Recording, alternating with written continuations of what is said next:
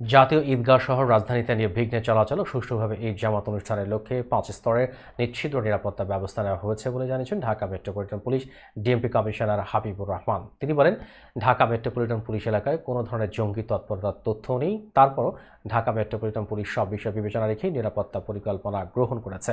রোববার জাতীয় ঈদগাহ ময়দানে সার্বিক আইন শৃঙ্খলা পরিস্থিতি পর্যবেক্ষণ শেষে প্রেস ব্রিফিংকালে Dhaka metropolitan police commissioner Habibur Rahman এসব কথা বলেন।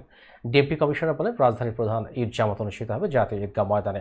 জাতীয় ঈদগাহে রাষ্ট্রপতি, প্রধান বিচারপতি, অন্যান্য বিচারপতি, মন্ত্রিপরিষদের সদস্য, ঢাকায় মুসলিম দেশের কূটনীতিক ও অন্যান্য গণ্যমান্য ব্যক্তি ঈদ জামাত আদায় করবেন।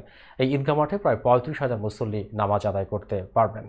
এদিকে পবিত্র ঈদ উল আজহাকে কেন্দ্র করে সুনির্দিষ্ট কোনো হামলা বা নাশকতার তথ্য নেই বলে জানিয়েছে র্যাপিড অ্যাকশন ব্যাটালিয়নের মহাপরিচালক ব্যারিস্টার মোহাম্মদ হারুনুর রশিদ। তবে যে কোনো পরিস্থিতি মোকাবেলায় প্রস্তুতি ও সক্ষমতা রয়েছে বলে জানান তিনি। রোববার সকালে জাতীয় ঈদগাহ ময়দানে নিরাপত্তা পর্যবেক্ষণ শেষে সাংবাদিকদের সঙ্গে আলাপকালে কথা বলেন র্যাব ডিজি।